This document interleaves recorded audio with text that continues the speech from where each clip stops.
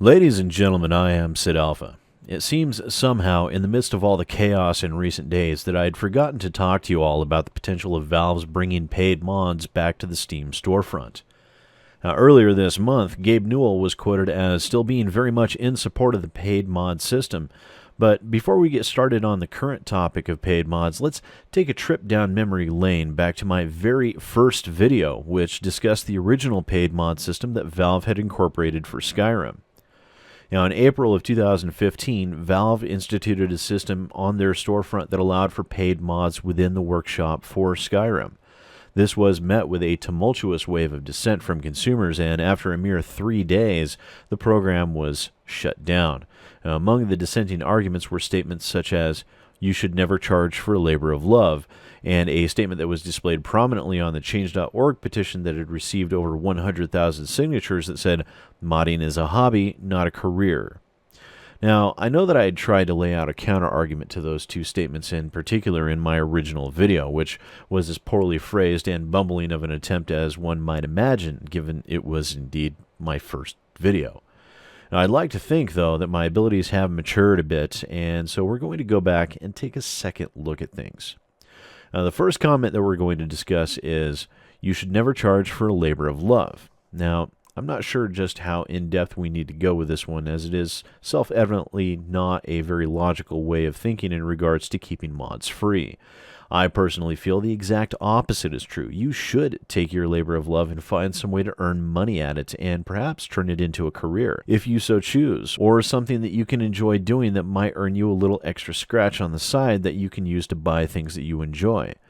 Now, how many indie games out there are exactly that? A labor of love.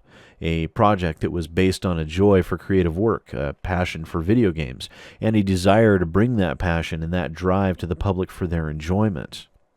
Now, let me ask you this by way of comparison. Look at all of the YouTubers out there that have managed to make their channels their careers. PewDiePie, Total Biscuit, Angry Joe, Nostalgia Critic, Jim Sterling, and hundreds, if not thousands of others have all turned their varying passions and drive for critique, humor, or industry punditry into a career, and how many people have benefited from their being allowed to do so? What about all of the successful indie devs whose titles have become big hits? Games like Firewatch, Stardew Valley, Five Nights at Freddy's. Now, all these people, to some extent or another, have turned their passions into something that generates a sustainable income, and were all a labor of love. Now, should they not be allowed to charge for the fruits of their efforts?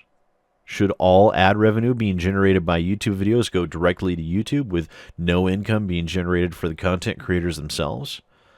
No, most certainly not. In both those instances, people being allowed to earn income from the fruits of their labor have made an impact on not only the industry, but the world. It allowed them to make a difference in a very clear and tangible way that would not have been possible without their having the ability to generate income. Secondly, we have the statement, "Modding is a hobby, not a career." And to this, I would actually prefer the same argument as the first, except I would add a little context to this. Now, modding has historically always been free.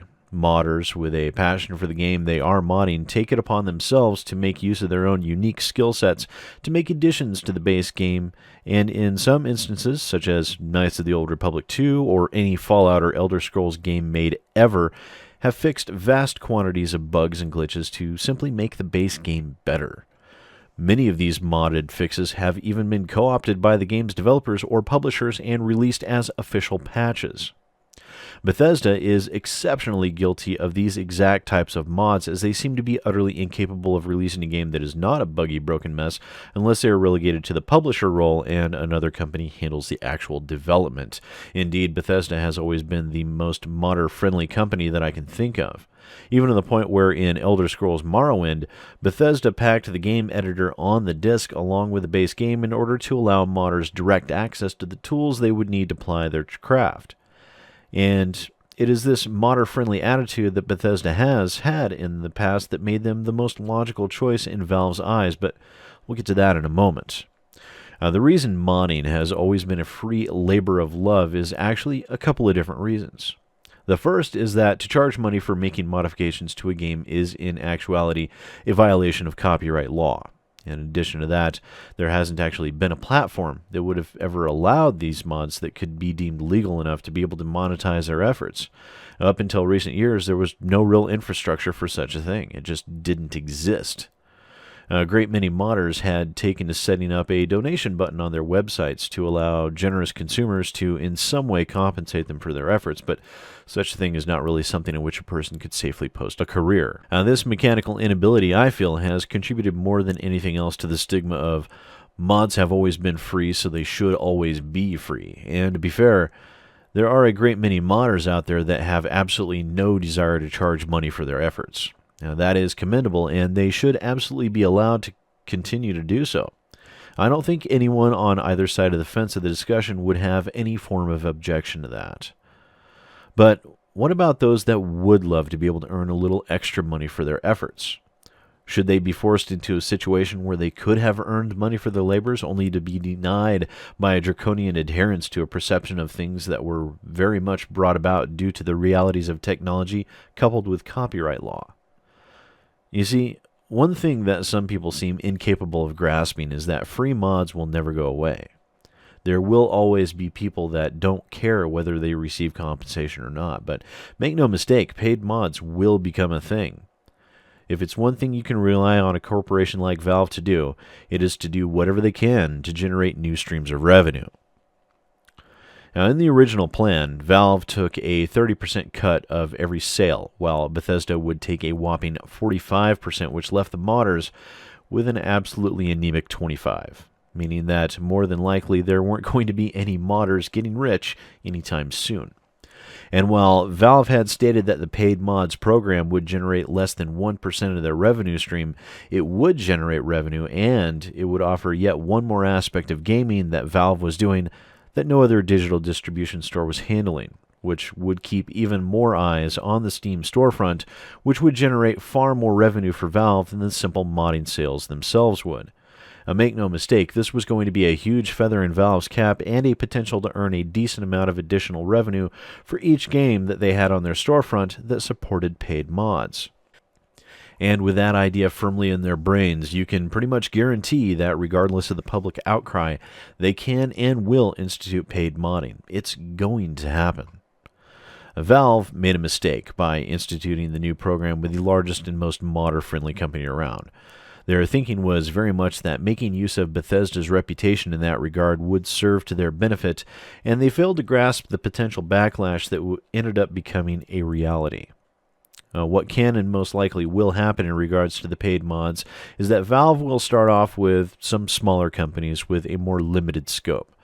Now, once the renewed firestorm of outrage dies down and people grow accustomed to the presence of paid mods, they will slowly expand the library of games with support for paid modding until they finally onboard even the larger companies and modding communities like Bethesda. And of course, how the paid mod system was initially handled also was, quite frankly, insane. There was no thought given to copyright infringement. For example, what if the mod that turns every dragon in Skyrim into Thomas the Tank Engine were to become a paid mod?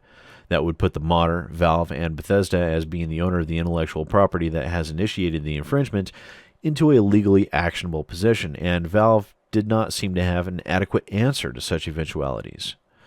Now, also, the simple fact of the price gouging that was instituted was beyond insane. $5 for a sword model? I can't even begin to conceive who thought that would be a good idea, which means that prices that amount to pennies would have to be considered, which was not in the program's initial iteration. Now, whether or not Valve will institute any form of reasonable safeguards, pricing, or even common sense will remain to be seen, but the concept of paid mods is, at its core, a decent one, and one that I can find little to object outside of Valve's blindly fumbling the initiation of the project. Whether it will be accepted by a community that seems to be stuck in a what always has been should always be mentality remains to be seen, but it is very much not a way of thinking that I share. The reasoning in this instance is that this has the potential, if handled even reasonably correctly, spring up a whole new the industry. even to the extent that there could even be talented programmers that would be able to make a living modding video games, cherry-picking the titles that they love, titles that they feel passionate about, and being able to invest real time and resources into producing new and additional content for those titles for everyone to enjoy. Much like the DLC system that the industry has in place now, this could even have that aspect to modding that would allow for significant content to be produced long after the publishers and developers have moved on to other projects. Paid modding has the potential to open up a plethora of opportunities for modders and gamers alike that simply are not present currently. And I, for one, look forward to the possibilities. But what do you think? Are you for or against paid mods? Let me know in the comments, and perhaps we can continue the discussion more in depth with some feedback from you guys. And while you're at it, don't forget to hit those like and share buttons. If you're new to the channel, please don't forget to hit that subscribe button. It helps out more than you know. If you want to support the channel and my ability to make videos like these, then feel free to throw some money at my Patreon. The link is in the description down below. And lastly, don't forget to follow me on Twitter or Facebook to stay up to date with upcoming events. Thanks for watching, ladies and gentlemen. I do hope you enjoyed my exceptionally long-winded commentary on this issue. Once again, I am SidAlpha, and I will see you next time.